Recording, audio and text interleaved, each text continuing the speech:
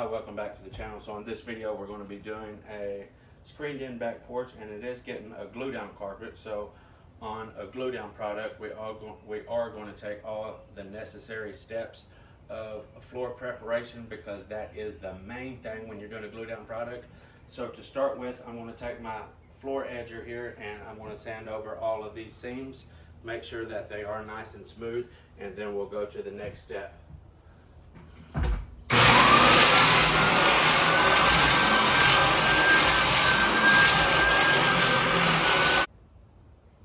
So we got all the floor, all the seams sanded, and the floor is all swept up really good.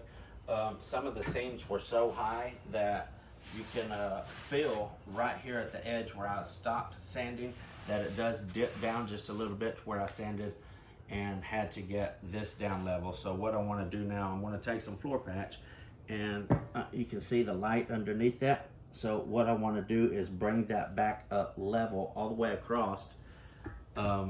And also the hose, the knot holes and stuff like that, I'm also going to fill. I want to get this floor as absolutely smooth as possible. You can see we are surrounded by light because this is a screened in back porch.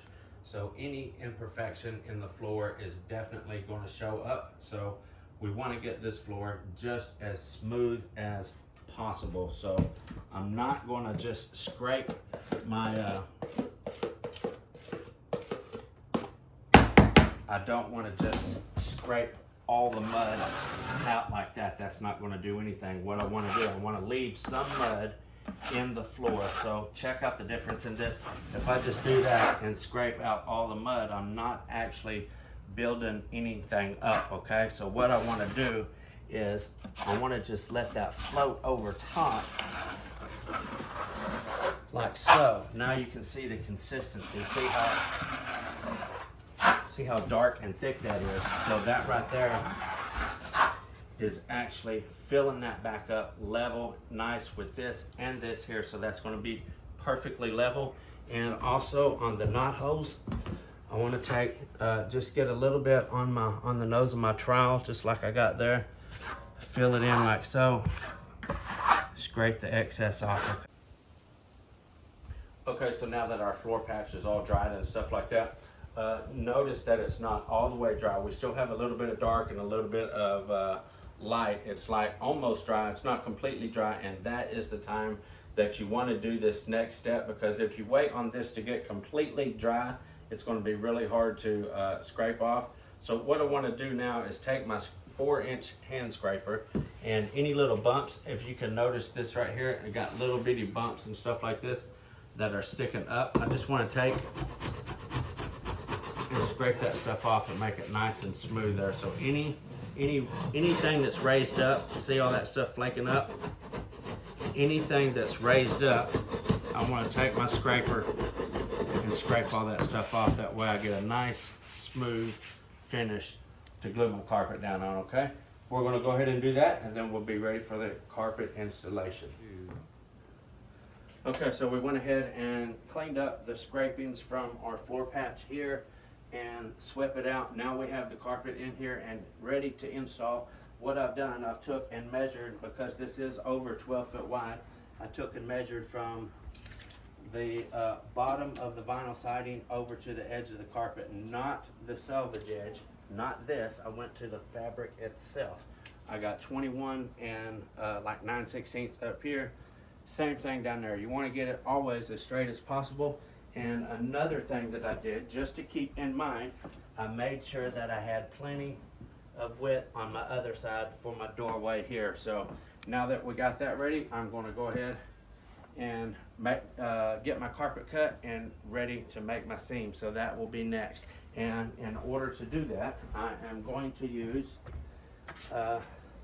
this Crane 366 row finder, comb row finder, and the Crane number 301 row cutter is what I'm going to be using to get my seams cut. So that's what we're going to do next.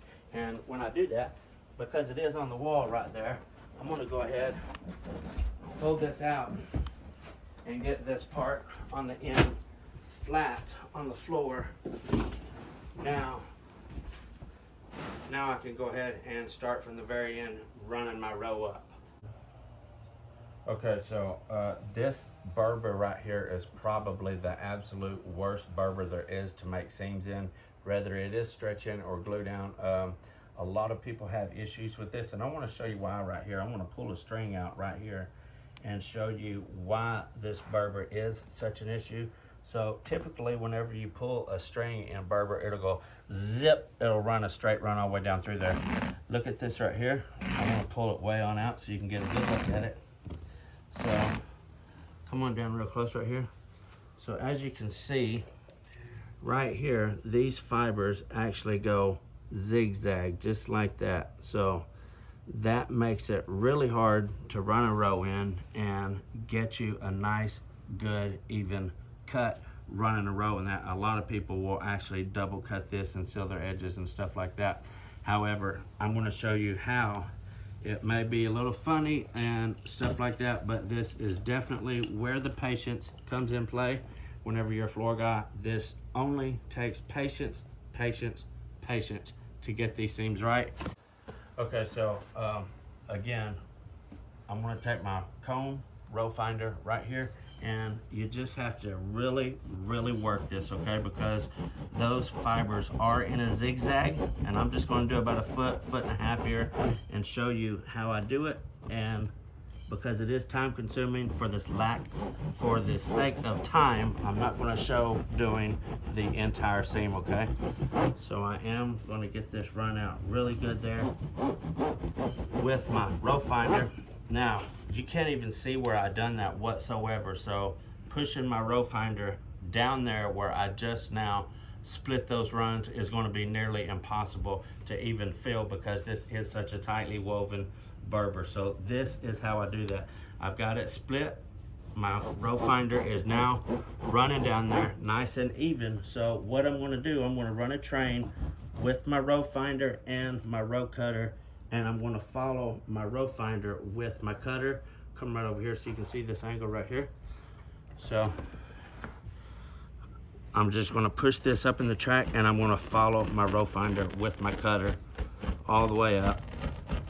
That way it's going to ensure me that I stay right dead in my track. Now looky here, I got a nice clean edge on both sides. Now I can make me a good seam. Again, that just takes a whole lot of patience. It's time consuming, but that's going to be the best way to get it right.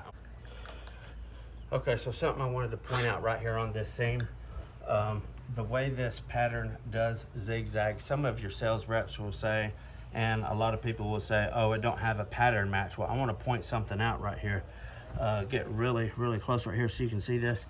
Look right here on this particular piece right here. It's like a zigzag, just like so, like that. Well, the other piece is the exact same way, okay? So what happens if you get those two zigzags right together? I got them lined up perfect right there. Now watch. See that? That's a horrible, horrible looking seam. So what you have to do is line the pattern up. I got to get this. I hope this is showing up in the camera. I got to get this zigzag, this little thing that sticks out in that hole right there where it sticks out. So therefore it will be matched up. So I just want to pull it right there, just maybe a 1/4 inch of the pattern right there. Now pull it together. Oops. Now look at that. Absolutely invisible. So even though it don't have no diamond shapes or nothing like that, you still always, every single time, have a pattern match in Berber, okay? So we're gonna go ahead, fold that side back first, glue it, then we'll fold this side back and glue it, do our seam side last. So that's the process, what we're fixing to do right now. So I just wanted to point something out right here. If you will see that blue handle right there, that is actually my roller. It's not a 100-pound roller, it's a 75-pound roller, and I've never had any issues with not using a 100-pound roller. I've always had a 75-pound roller. However, it is extremely important that anytime you're doing a glue down product, such as we're doing here, whether it be LVP, LVT, or any kind of glue down product, carpet, vinyl, or whatever, that you do roll it. And this right here is exactly why I want to point this out. So look at the transfer from the you can see the little squares right in the glue from where the back of the carpet got rolled into the glue, versus that's what it looked like when we put it in it, and that's what it looked like after it had been rolled. So you can definitely see it does do something whenever you roll it, and it is highly important that it gets rolled. Look at the backing of the carpet right there. Look at the transfer from there to the floor. You can literally see the squares in the glue from the backing of the carpet. And that is what you want to see. Okay, so what I've done, you can see my pencil mark right here. This is actually where my seam is going to be. So I stopped gluing about 1.5 or 2 feet from my full piece of carpet right there. And I'm going to now glue this whole entire section, which is approximately 4 feet wide. I'll lay my seam over, put my bead of sealer, and then set my fill piece in and work it all at once. This entire section here will be glued all in one time. That's how I'm going to work my seam together there. So because this is a indoor-outdoor carpet, I'm going to treat it just like it was a commercial installation, and I am going to use the Taylor Touchdown seam sealer. It is a commercial application seam sealer, and I put it here in just a regular seam sealing bottle, and I'll show you exactly how I do that here in just a second. This is just the bottle, it's not the brand. I just pour that can of stuff in here. So before I apply my seam sealer, I take a flathead screwdriver. If you'll look right here, right at the edge of the carpet right here. So what I like to do is take a flathead screwdriver, and you see that? I just create me just a little bit of a gully right there, and that will hold my seam sealer right in place. So I go down my whole seam, creating a little gully right at the edge of my seam. I'll just do this real quick, and then I'll let you see me apply the sealer.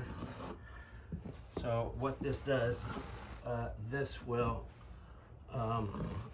cause your seam sealer to set right here where you need it.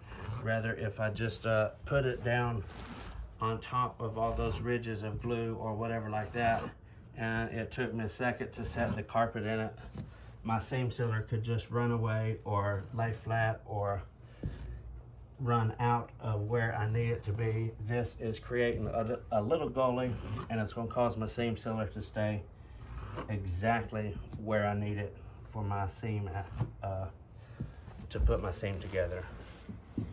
Okay, just look right here now.